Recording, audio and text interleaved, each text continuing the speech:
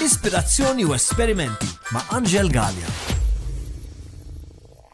Nilqakom għal programm ieħor Ispirazzjoni u Esperimenti u llum il-mistiedna hija ħabiba tiegħi, nikkonsidra bħala ħabiba tiegħi, Kathryn Baldacchino. Grazzi ħafna tal-li ġejt, ħankun qed nitkellem bl-Ingliż u bil-Malti għaliex imrobbija l-Awstralja u milix għaw Malta, ux vera. So, tifhem ftit bil-Malti? Yes, a little bit. Yeah. Ekku, imma ħjar nitkellmu bl-Ingliż għaliex għandna ħafna fuq xnejtu. Yes, exactly. Is-suġġett huwa importanti, inti supporter ta' l-iżvilupp anti-trafficking, response minn setturi differenti, ġifiri x'jiġri meta taraw każ ta' traffikar. So I'm jumping now quickly into English. So you have worked across a lot of NGOs, government and UN, United Nations organizations, providing technical advice and expertise on human trafficking, which I think it's a huge wound in the world. This is something that every country is going through practically. Asylum and migration. So starters, why did you choose this subject? It's really, I mean, heart-wrenching and you need to have some, I don't know, moral fiber that's tough. Yeah, you're right. It's not a very happy or positive subject. Absolutely right. As you said, I grew up in Australia, so I've always felt very passionate about the issue. And I grew up as a first-generation Australian. So my parents were both born here in Malta. So they migrated to Australia as children. So really my grandparents migrated to Australia. And so I always grew up as a migrant myself, so sort of Australian, but always with a knowledge that I was also a migrant. And I've always found that really fascinating about the connection to place, about the feelings of belonging and being sort of torn between two places, being very much feeling myself to be Australian, but also always being reminded that I'm not completely Australian because I'm also something else. And so this connection to a place that I didn't know, I hadn't traveled to Malta as a child, so I didn't really know it. So for me, it was really interesting about the way that individual identities can kind of be split between two different places, and how that forms sort of a person and how they're connected to different places that they live. I was also really lucky because I went to a high school that had a big sense of social justice. So I was brought up in a place where it was a Catholic school run by nuns, but the nuns were very active with social justice issues. They were protesting in favour of refugees in Australia. Wow. So they were quite dynamic, and so they were really inspirational. So I actually got exposed to a lot of issues and ways to make change. So I got very interested in the asylum system in Australia. It's quite a harsh asylum system, and so that kind of was the seeds of then what I knew I wanted to do with the rest of my life. Amazing, but how important when you're at your formative years to see such role models and strong women at that. Definitely, because you can identify yourself. If they can do it, I can do it too. Absolutely, definitely. And it's not what you would expect, really, because, I mean, they were at the time, there was a system, and there still is a system of detention in Australia, and there was a program, at least when I was a teenager, where people could pay the bond to have asylum seekers released from detention so that they can have their asylum claim processed outside of detention. And these nuns would pay the bond and sort of take the responsibility to house people seeking asylum in Australia. So it was really inspirational and just really showed just what you could do. Obviously, they were motivated by their faith, but just what you could do as being interested, being engaged, and actually taking, you know, what seemingly are small steps, but could actually contribute to bigger change. Amazing. So, Kathryn li jattejt li peress li hija trabbiet l-Awstralja minn ġenituri Maltin, dejjem ħassita li jisanda żewġ identitajiet f'post li kif taqbad tgħid hija daqsxejn iebsa biex inti tidentifika ruħek ma' liema pajjiż. L-ewwel nies ma' Malta ma kienitx taf għax qatt ma ġiet Malta meta kienet żgħira.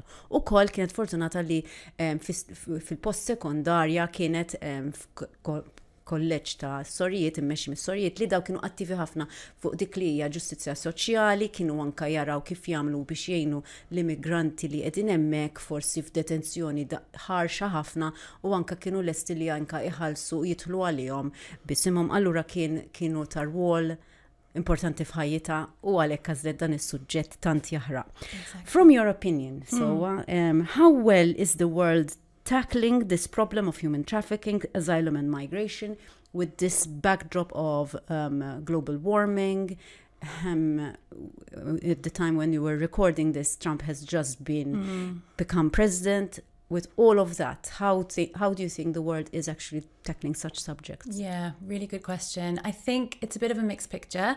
I think maybe to answer that, it might be better to separate human trafficking from asylum and migration, because I think trafficking can be seen as a migration-related issue, but it's not only. So trafficking can happen domestically to people within the country, and migration and movement isn't a necessary part of the definition of trafficking. So it most definitely is happening, for example, to Maltese people within Malta without ever crossing borders or leaving countries. So it's not only and exclusively a migration issue. With regards to asylum and migration, I think first and foremost, we need to remember that asylum is a human right. And so people have the right to leave their countries and seek safety and protection in other countries.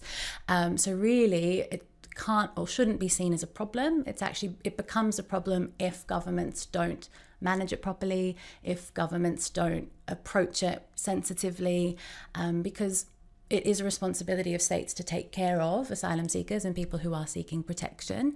And migration can be managed, and with the appropriate policies in place, with the appropriate strategies in place, migration can be and is positive for countries. Countries obviously have the ability to choose the type of migrants that can come in and the types of work that is needed to be filled. But if it's managed properly, it shouldn't be a problem. It could only be a strength for a community to have people coming in, filling shortages in the labour market, enriching the culture, enriching the way of life. So again, it's about framing it and not necessarily seeing it as a problem, but an opportunity to have real strength and positivity in a country. When it comes to human trafficking, what we're seeing globally is that the numbers of trafficked people are increasing. And we don't necessarily know if that's because trafficking prevalence is increasing or if it's just because people are better at detecting it. And I think there is a bit of both. So authorities, police are better at understanding what trafficking is, spotting the signs, and we're getting better at collecting the data. So it obviously looks like the numbers are increasing. Equally though, at the same time, I think never before have we had so many people in vulnerable situations. You mentioned global warming. There's a lot of climate crisis, climate shocks. There's a lot of war, conflict, natural disasters that are occurring all around the world. And these are conditions that put people really at risk of being exploited and trafficked. They fall into situations where people will exploit them, where people will abuse their vulnerabilities, offering them opportunities that never materialize, offering them a way out of a particular context, and then obviously then exploiting them after that happens. So I think there are also a lot more opportunities to exploit people because there are a lot of people in quite vulnerable situations. Yeah. Nitkellmu fuq ġiex suġġetti dak li huwa asylum seeker meta inti tfittex l-azilu u jew immigrazzjoni, dak huwa suġġett li anka jitratta nies li għandhom dritt ifittxu li jmorru jgħixu f'pajjiż iktar sikura lihom. Dak huwa dritt u l-importanti huwa li l-pajjiż li qed jilqa' dawn in-nies ikollu ċertu sistema, framework, jafu x'sa jagħmlu bihom, jarawhom bħala asset li kemm x'jistgħu joffru dawn in-nies għax dawn sintendi ġejjin bil-pakkeġġ kollu li għandhom x'joffru u tista' tarhom li jgħinu fl-soċjetà li jidħlu fiha. Ma dak irid ikollok pajjiż li għandu diġà sistema in place u jaf x'qed jagħmel. Min-naħa l-oħra li traffikar li qed naraw li qed jiżdied jew għaliex nafu nidentifikawh jew inkella għax vera qed jiżdied hemm ħafna problemi fosthom l-ixxu tal-ambjent, hemm ħafna. Allura dawk irridu jista' jkun li qed jiżdiedu n-nies iktar vulnerabbli minħabba l-gwerra li għaddejjin, hemm ħafna affarijiet li jidentifikaw li jagħmlu nies iktar vulnerabbli u n-nies qed jidentifikawhom biex jistgħu jittraffikawhom. I try to summarize as quickly as possible because I'd like to hear your opinions. You have a lot of experience developing, leading and managing projects for this purpose, programs and teams in the human trafficking and migration sectors. Maybe a couple of examples that are close to your heart, some story you'll never forget? Yeah, sure. I do feel really privileged in my career to have had such amazing opportunities. So I really have had access and opportunity to be in different countries. I've worked and lived in Cambodia, in Namibia. We've just come back from the UK. We were living in the UK for the past 10 years. So we've had a really varied, really interesting experience across my life. And I think the aspect of my work which brings me such immense pride, I think, is the period I spent in the UK with the British Red Cross. I was recruited to manage a project, their first trafficking project, an EU-funded project 10 years ago. And they didn't have a trafficking team, they didn't have trafficking systems within the organisation. And so the project was very much focused on developing the training and the internal procedures to respond to trafficking safely and appropriately. And from that, I was then able to set up the first anti-trafficking team within the British Red Cross and develop services directly supporting survivors of trafficking all around the UK. And we focused very much on the gaps in provision. So we focused on initial support when people first leave exploitation, because there isn't any provision for that in the UK. And when people then leave mainstream services and need longer term integration support, because people are still very traumatized, very much in need of support and recovery beyond mainstream provision. So we kind of plugged those two gaps. And so we were able to help hundreds of individuals across the UK. And as part of that service, I set up a sort of 24-hour support line for people who were in that initial accommodation. And some of the things that I really remember, and I think will continue to remain with me, are the people who we would then phone to just check in on them in the first few hours or days after they'd left exploitation. And just the vast array of feelings and emotions they were processing. Some people just utterly exhausted and needing to rest because of everything that had taken it out of them and the way that they might have been recovered from exploitation. Sometimes that's through a quite difficult traumatic police operation, which can be quite scary. So just the need for rest. I remember one particular individual just completely and utterly elated and just euphoric, kind of feeling like, describing that they wanted to just hug random people in the street because they just felt so heard and so listened to, partially because of our service, but also partially because of the way they were treated by the police and other authorities. So just the vast array of feelings, and really, I think, sticks with me and really sticks to why the service that we set up was so important and why people really need end-to-end support from the minute they leave exploitation right up until, that years later when they might be then working and, accessing mainstream support and kind of getting on with their lives, kind of the way that support really needs to be tailored around the individual. I think that's really stuck with me. And just setting up the trafficking team within the British Red Cross was such a privilege. So I set up the services, we were able to support people within the UK, but then I also worked to create the British Red Cross as the sort of centre of expertise on trafficking for the rest of the Red Cross, Red Crescent movement internationally. So the British Red Cross was then guiding other national societies, Red Crosses or Red Crescents in other countries, on how to develop their own trafficking responses as well. So our reach could become quite big through the Red Cross movement. So that was a huge source of pride. Beautiful. I'm just in awe.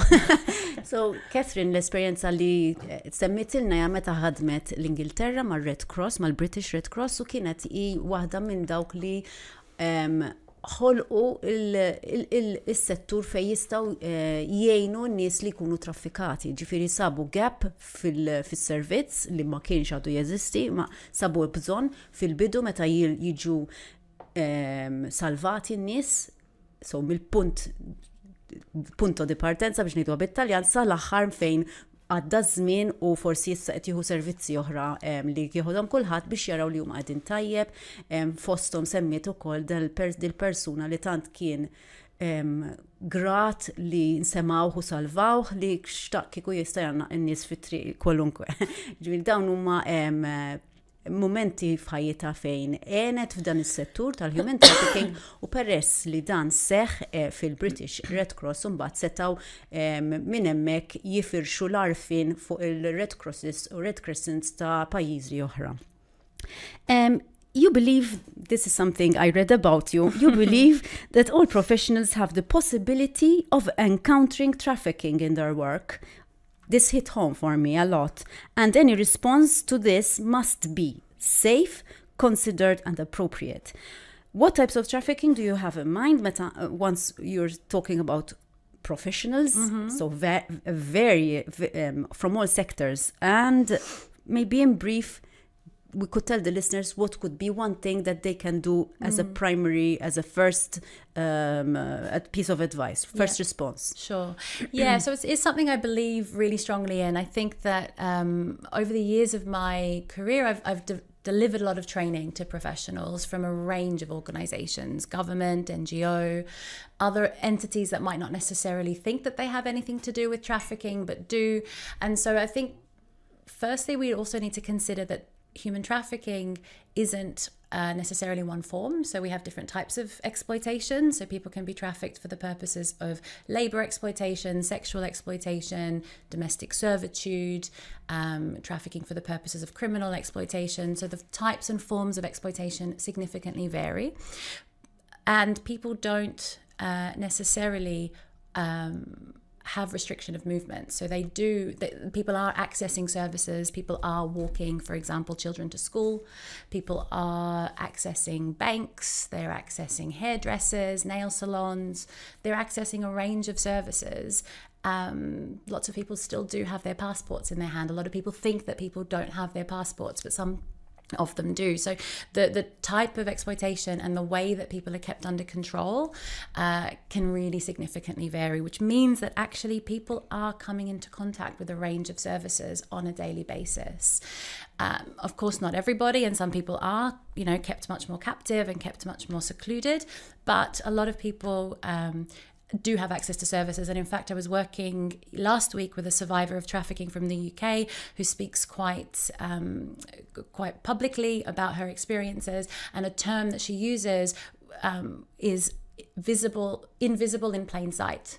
So she felt in her experiences that she was seeing doctors, she was seeing teachers, she was seeing a range of professionals who could have seen that something was wrong and either willfully ignored, or maybe just weren't trained to understand, or maybe were just too fearful about opening that can of worms, or not knowing how to handle it. And so we've got the opportunity in all of our work, I think, to spot that something isn't right. It might not necessarily be trafficking, it could be another form of violence or abuse, but there is a responsibility to see that something maybe just isn't ringing right with this person. There is something wrong. There might be a form of violence. There might be a form of coercive control. And to just know that there is things that can be done to respond to that. Not everybody should respond in the same way. So this is also why training needs to be bespoke to the organization and to the type of role within the organization as well. So for example, people working at reception or front desks or security guards, again, could be spotting signs, but would never be expected to open a conversation with somebody or ask somebody to tell them more about what they're experiencing.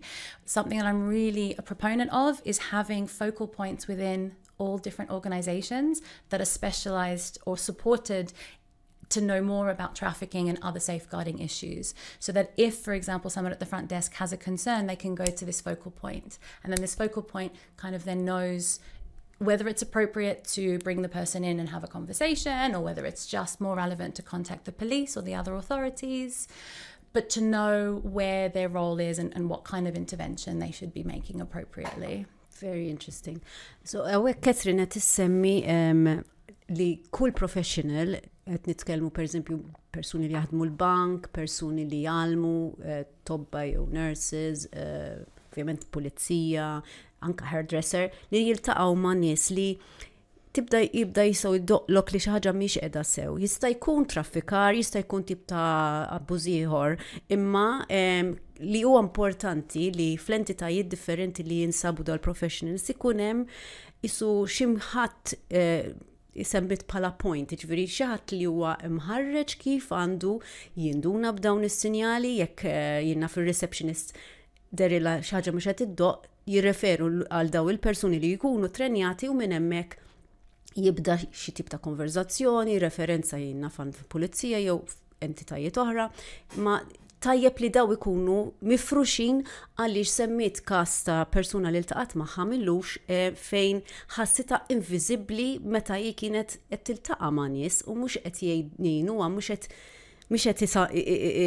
idoqqu f'moħħhom li dejja minn dan it-tip ta' periklu u dat tip ta' abbuż. So I think that would be, if more people are aware and conscious, maybe we can help others. Exactly. And there are helplines, there are phone lines that people can contact in Malta in case that there are concerns and there isn't somebody else to talk to. You can then call, for example, 179, which is the appoġġ line, to then just get advice or guidance on how to respond or how to handle appropriately. In-numru 179 jekk intom qed taħsbu li xi ħaġa mhux qed iddoqlok dejjem tistgħu iċċemplu in-numru tal-appoġġ. And on that note, I want to ask you about your work last year where you were involved in implementing and coordinating the new and first, we have to say, National Strategy and Action Plan on combating trafficking in human beings in Malta. So what were your responsibilities in this project and how well equipped do you see Malta at the moment on this reality? Absolutely. So I was really privileged to be working on this project for the past 2 years. I was hired by the Council of Europe, who was supporting the Maltese authorities in the development of the first strategy and action plan. So the action plan, there have been several action plans in Malta over the years, but this is the first time that a strategy was put in place to unify it all together. So over the 2 years, I had different pieces of work. One of the things I started with last year, actually no, year before now, 2023, was to work on research with survivors of trafficking. So I spoke to survivors of trafficking in Malta to better understand their experiences of being identified and then accessing support. So from the people I spoke to, some people had left exploitation by themselves. They decided it was time. They needed to leave and then they left and then accessed support.